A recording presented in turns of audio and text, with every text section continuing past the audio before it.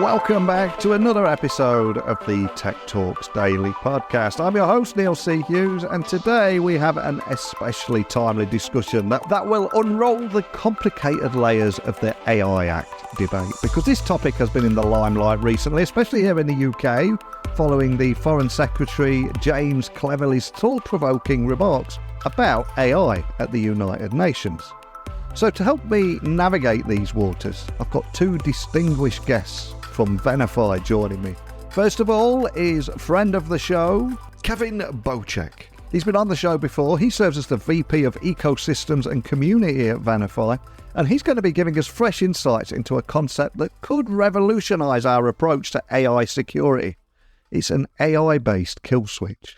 And he's also brought along with him Matt Barker, the Global Head of Cloud Native Services at Venafi. And Matt has recently authored a paper for Open UK that scrutinises that interplay between AI and open source technologies.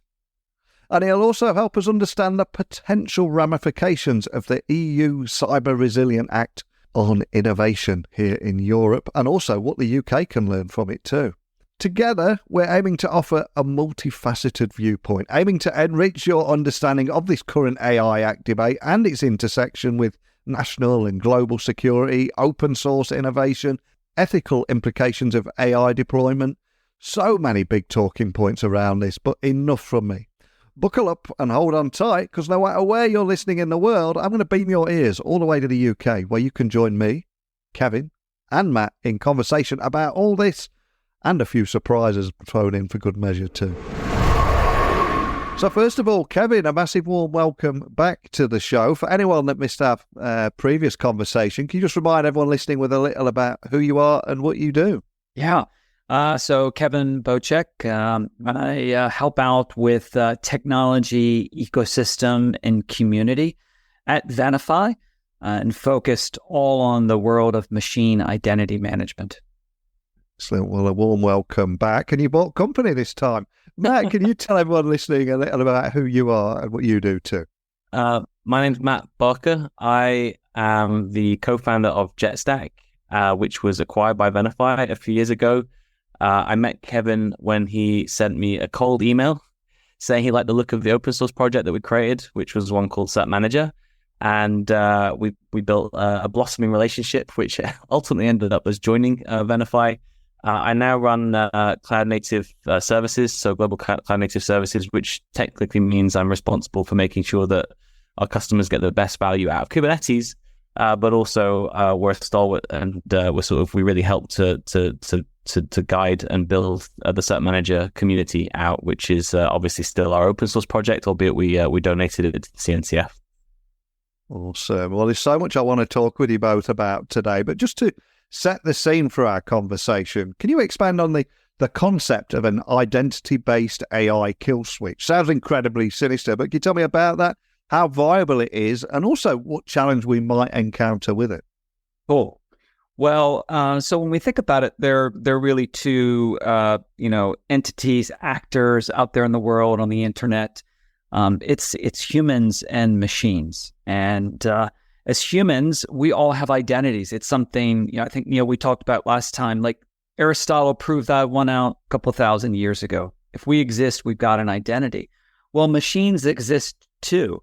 I mean, we see that every day. We go and shop online, we bank online, social media. I mean, it's all, of course, machines. It's most of it, of course, it's software. It's running in the cloud. They all exist, and therefore they must have an identity. Well, machine learning, generative AI, is all one form of a machine, new types of machines that we're using. And of course, therefore they exist, they must have an identity. And we've talked about this idea of a kill switch for AI. It's much like, if you go down to the forecourt, I mean, there's a kill switch to turn off the pumps. If you go to a manufacturing site, there's a kill switch to turn off the machines. Any type of dangerous equipment, systems are being used, there's a kill switch. Well, as we look ahead to the future of AI, machine learning, already we're making decisions about us, about our future. And there may be the need sometimes to pause that or turn that off, whether because of a cyber attack, whether of concerns if the model is just not working properly. And the way that we do that, of course, is we authenticate the machine. That's a machine identity. So the idea of having a kill switch for AI isn't that we're going to go and like take the power plug out and, HAL or Skynet goes, no, it's just, hey, you know what? We want to be able to have a point of control for safety, for security, and we would decide to authenticate or not those models they're running. And another big topic right now, of course, is regulation. And the UK government, we're talking about AI regulation, then a team mysteriously disappeared. So I'm curious, though, what are your thoughts on the UK's newly articulated AI principles? And are they comprehensive enough to address security and identity concerns? Hey, you know what? First of all, it's doing a good job that there is at least a framework. And if for the audience, in the UK, there are 5 core principles that guide the framework right now, which are safety, security, and robustness, transparency and explainability. Do we know what the model's doing? Do we know what it's trained on? So fairness, is it operating fairly? Accountability and governance. It's one of the things always too for the audience. That's why we need people, no matter what, because of accountability. Someone, not a machine, is held responsible. And then, of course, contestability and redress. I mean, is there some way that I can say, no, that's not actually operating right? Can I make a claim against it? And those, I think, are all great principles to start with. Now, the first one that I'm most interested in that I can help with is certainly safety, security, and robustness. Robustness of controls, robustness of the model. I think it's a great start. In the idea of safety and security, having an identity of the model, or models, of course, if we look, really the way that we use AI today, it's many models combined. It is embedded there because we want to be able to authenticate it. We want to know, has it been changed or not? One of the things that I think will come into the future, which already in European guidance is the idea of certification, that a generative AI or a machine learning model would actually be certified. And then when it's certified, you would essentially say, yep, that's good model. It can now be run. And I want to be able to know that's always the good model. Has it been tampered with? Is it trained a bit differently? So all of that comes down to identity. So I think in that first principle, safety, security, and it's no figure why it's the first principle listed. I think really identity is well embedded there, and we'll see it play out more, just like we're starting to see it play out in European guidance. And of course, we're also reading a lot about good AI versus bad AI. And I'm curious, how do you see AI impacting national security? And are there any roles that identity-based measures might play in mitigating some of these risks? Well, the first idea that comes to mind, and certainly we're already seeing, is that the adversaries, hey, they've got their own generative AI to create new types of malware and bang out new network attacks. So they're putting AI to work themselves.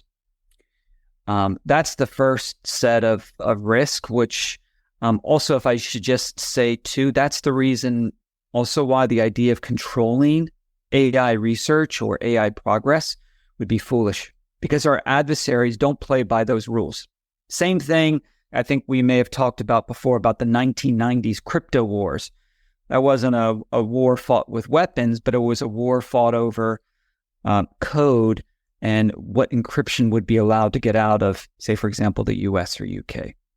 Thankfully, we made the ability for research to be done freely, which allowed us to be well prepared for the adversary. So same idea here. So first of all, adversary is looking to use their own AI against us. But more concerning into the future is how the adversary would then try to tamper, try to poison, ransom, try to even escape the safety controls of the AI that a bank is running, that government is running, that would be used in critical infrastructure, whether that's controlling, trains or planes. AI, in some ways, are already be using there, will be used even more. And that's a concern that I'm more worried about as to the future, is not the adversary using AI for their own purposes, but as they would attack our use of AI through things we already know about, which is, obviously ransom. We already know what they do there. Through poisoning is new types of attacks. So trying to manipulate the way a model might work, make it work unsafely, and then escape is try to get out of the safety controls, whether that's controls on content or controls on the types of decisions that could be made. I don't think we're going to see, T1000s just yet escaping controls. But, the idea is, whether that's, generative AI to become abusive or an AI model, machine learning model to make bad trading decisions, stock trading decisions. Wow, those are very, very real risks to the future. We jokingly mentioned Skynet and T1000s there, but I'm curious, what ethical considerations arise when implementing identity-based measures inside AI systems? Because it's a real hot topic right now, isn't it? Well, it was important that we said that there are two entities out there. They're humans and machines. We're not saying, of course, that generative AI or machine learning are equal entities. But, we use identity. We use machine identity every day. We probably don't know about it. Like when you run an app on your phone, whether it's an Android device or iOS, actually the identity of the application developer is always checked. We want to make sure it's not malicious code. When we're on a Zoom call, when our Zoom app talks to the Zoom cloud, hey, it needs to know, is it really the Zoom cloud? Is it the bad guy's cloud? So we're using identity already today. And so I think applying that to then machine learning models, generative AI models, just all makes sense. It's the next step that we're going to have to get to when, for example, in the framework that the government is bringing forward, we want to make sure that we're bringing forth safety and security. Again, protecting against the adversary. And if we need to, we've got that kill switch too. And another big talking point right now is open source. So the open source community is incredibly passionate. There's a huge debates around risk versus rewards, etc. But how is AI shaping the landscape of open source technologies? Are there any challenges specific to this intersection?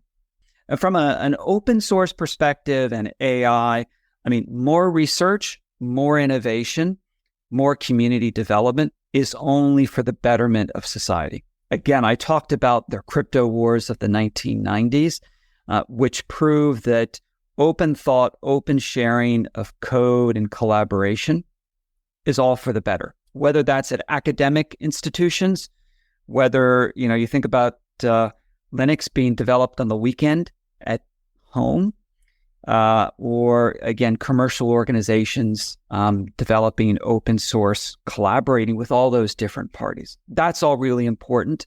And we're seeing that in the AI community, whether that's generative AI or machine learning. Certainly in the large language model community, you've got academic researchers, commercial organizations, all can share and is speeding innovation. And then, if you look at competitions that are being run today on open source AI models to prove out safety, to prove out the ability to hack or not, you can only do that with open source. And so that's why certainly Venafi believes strongly in promoting the open source community. We've been big promoters of the CNCF, and also now with AI and machine learning, we are contributing to communities like Hugging Face, where you're able to share openly and with open source.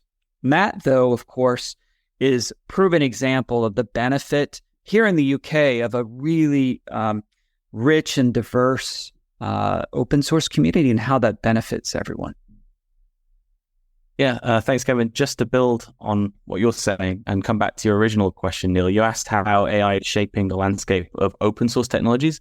I would actually argue you can look at it the other way around. I think open source is actually shaping AI, because if you go back a few years, everyone knows OpenAI and ChatGPT. That's how a lot of people kind of were woken up to the power of AI. But if you look back 3 or 4 years ago, OpenAI were actually blogging quite extensively about how they were using Kubernetes to scale all the nodes to actually build the ML ops that enabled them to actually build ChatGPT.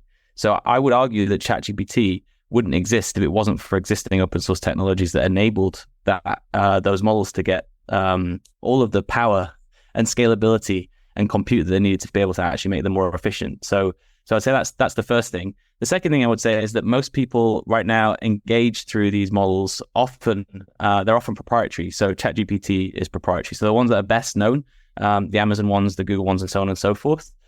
So right now they're dominated by proprietary approaches. But if I think about how open source has affected the industry that I work in, which is IT industry, IT infrastructure.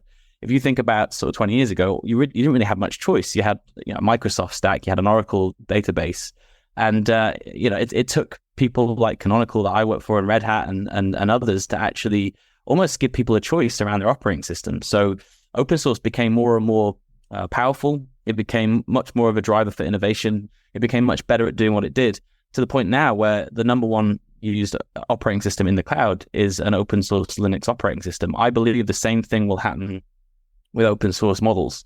So right now the advantage is with proprietary models, but I think just with the way that the open source community works and the way that it drives innovation, coming back to the way that some of what Kevin was talking about, just means that you can't fight against the power of that huge community doing a tremendous amount of innovative work and sort of actually applying technology to specific scratches that they need to itch, rather than the proprietary models, which are often built with one particular outcome or goal in mind.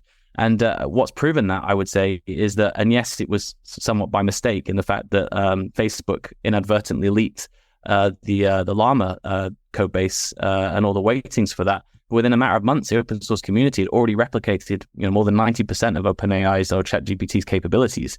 And that just proves just how quickly the open source community can take some code that's out there and shape it and build it into something better. So my feeling is that OpenAI will is that open source will actually drive the future of AI, and in the future we'll see a vast array of open source models that will be used for specific outcomes or problems to be solved. I'm not saying that proprietary models won't exist, because they will, because there's always a place for those. I just think that the fundamental way that we will engage with and adopt models and algorithms will be via the open source approach to that.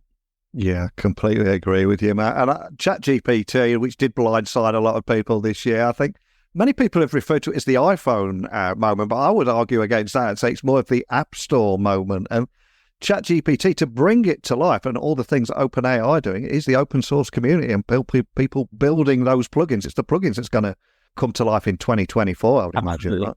And interestingly, I mean, I only read this a couple of days ago, and I'd have to check that it was absolutely correct. But as far as I'm aware, Elon Musk actually stepped back from the project because he felt like OpenAI was getting too proprietary. It wasn't open enough.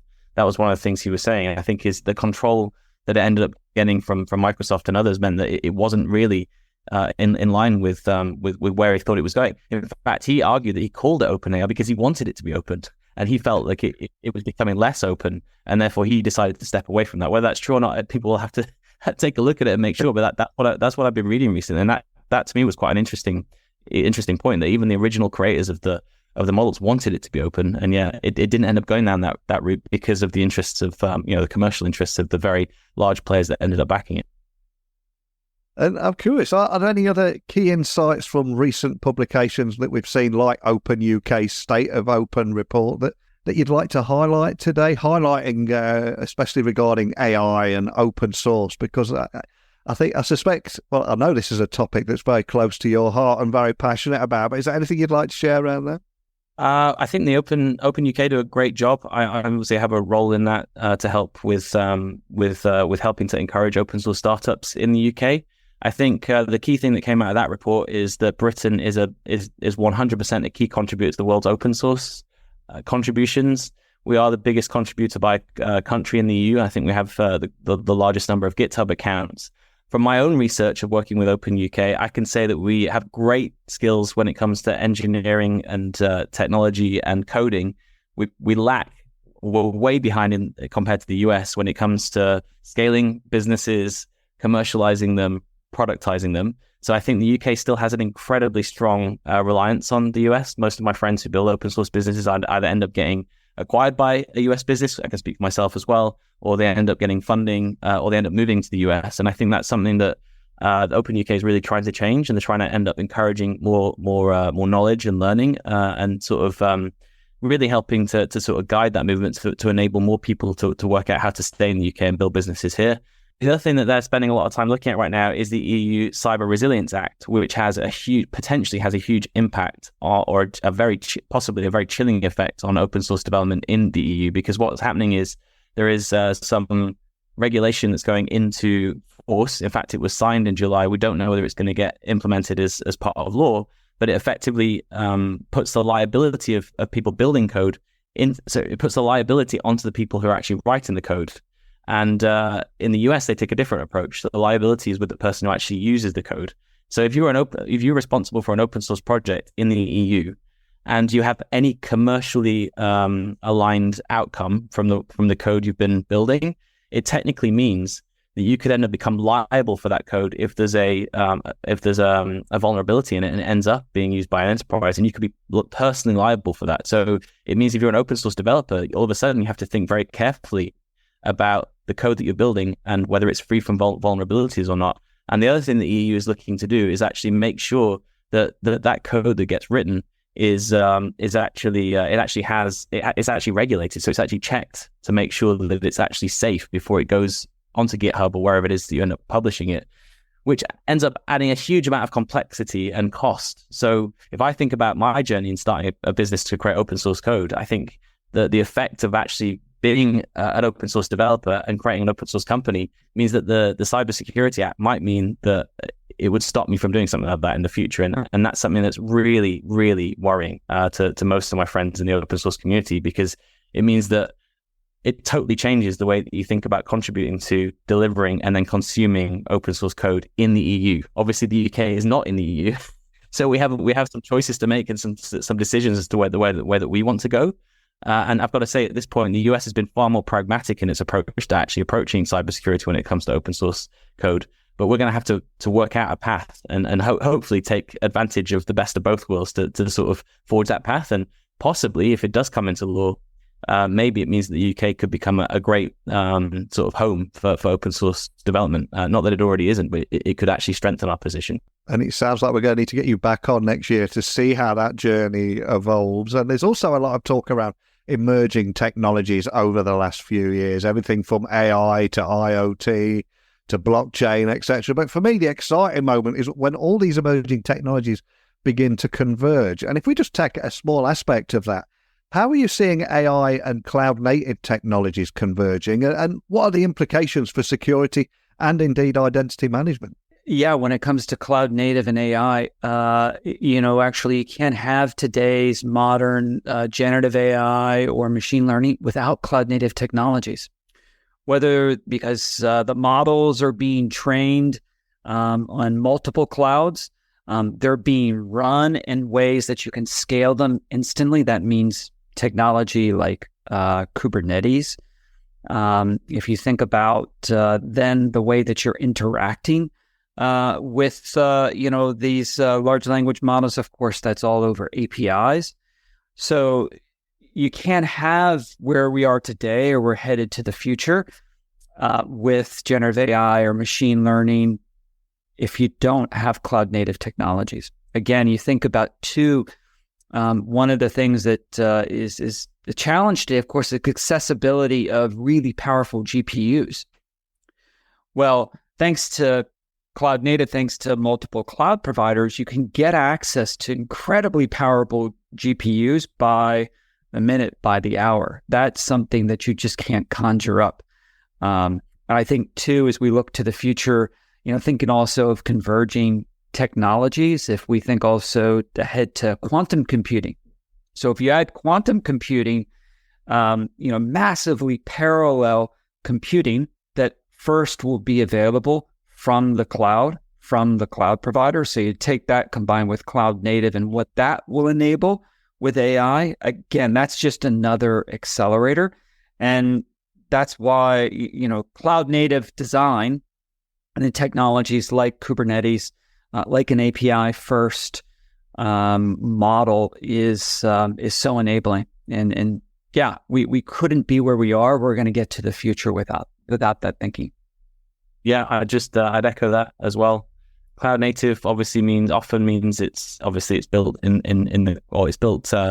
it's optimized for cloud infrastructure. It is open source. It's microservices. It's basically a lot of what we talked about, which is Kubernetes and ML ops, and that's all obviously driving this AI revolution. I think one of the things that I'm quite excited about is that I'm seeing innovation in the cloud native space that could potentially have a huge impact on the way that we think about identity. And so if you look at some of the new machine identity types, Kevin's heard me bang on about Spiffy so much, but what's great about it is that in the past, cloud native has pretty much been the domain of someone using Kubernetes. But if you look at some of the innovation now in cloud native, this new innovation enables you to actually apply identity not only for Kubernetes but also for traditional machines, which could be mainframes, it could be VMs, it could be on-premise environments. And so I'm excited about this marrying between all of this like forward-thinking, amazingly fast-paced cloud world, but actually applying that to the traditional world, where you end up with this kind of this sort of magic world where you can kind of apply all this cool new tech to old tech, and you end up just like leapfrogging all this sort of issue that people have with legacy tech. And if you look at, for example, Spiffy, which is what some people refer to as a workload identity, which is actually just a machine identity type. I was speaking, the number of customers I speak to are saying everything inside my organization needs to have an identity, because how can I do it? How can I actually action anything? How can I get visibility of anything? How can I action anything? How can I update something if something goes wrong without having an identity for absolutely everything? And so if you can apply like a very consistent identity to everything, and regardless of whether it's cloud native or on-premise, all of a sudden you end up giving yourself the opportunity to give a fundamental driver for like zero trust environments. And then in doing that, by creating an identity for everything, you also get a huge amount of data. And what I see AI doing is being incredibly powerful in actually analyzing a lot of that metadata that gets created from the identities to give you the potential, the power to do actionable insights on a lot of that identity. So that's where I'm particularly excited, is where identity, cloud native, open source, traditional on-prem IT, and AI come in together to sort of unlock these entirely new ways we think about security. So yeah, I guess I just wanted to add that. No, incredibly cool point, and something to leave everyone to ponder as well. So as I said, I think we'll have to get you both back on next year, see how that journey's evolving. But Matt, this is your first time on the podcast, and we do have a bit of a tradition where I always finish by asking my guests to either leave a song that means something to them that we can add to our Spotify playlist, or a book to our Amazon wish list. All I'm going to ask is, what would you like to leave everyone listening with today, and why? I think I've read almost every business book there is under the sun. I think as a budding entrepreneur 10, 15 years ago, I was trying to find the books that might help me the most when it came to starting my own business. And of all the ones I read, the one I think that gave me the most honest, practical advice. I found that a lot of the business books ended up trying to serve their own agenda or thing, or try to make themselves look better. The one that I felt like cut through all that and just really got to the heart of what it was to start a business and give you real practical advice was The Hard Thing About Hard Things by Ben Horowitz. So I would say that was one that I really enjoyed. And I actually referred back to and got enough learning out of it where I actually made decisions inside early days JetStack that genuinely helped. So I'd highly recommend that for any budding entrepreneurs. It might be a little out of date now. I haven't gone back to it recently, so I feel like this is my reminder to do so. But yeah, I think even if it is slightly out of date, I would say that's one that I often think back to sort of reading and it being such a source of inspiration to actually go for it and do it yourself. Well, I'll be adding that straight to the Amazon wish list. And you've touched on one of my pain points there. Any book that comes out and it promises to deliver so much, but ends up being an ad for somebody's course or membership or just improving their own personal brand, all that self-serving stuff. It's no use to anyone, is it? That stuff. No, and by the way, I do have a book out, and no, I'm only joking. And Kevin, over to you. What would you like to leave everyone listening with? Oh, well, you know what? I got to say, just listen to Robot Rock by Daft Punk, especially the Alive 2007 version. Answers all the questions he's talking about here. But actually, when it comes to a book, The Changing World Order by Ray Dalio. So Ray Dalio, you might know, certainly he and his firm Bridgewater have made billions off of using machine learning. But what Ray is focused on this time is, over the last 500 years, being able to predict the rise of nations and fall of nations. You have to read his book to imagine where he's predicting where things go. But I think also you have to wonder, are we in a whole new epoch where maybe the last 500 years is not indicative of the next questions to consider? So check out, The Changing World Order.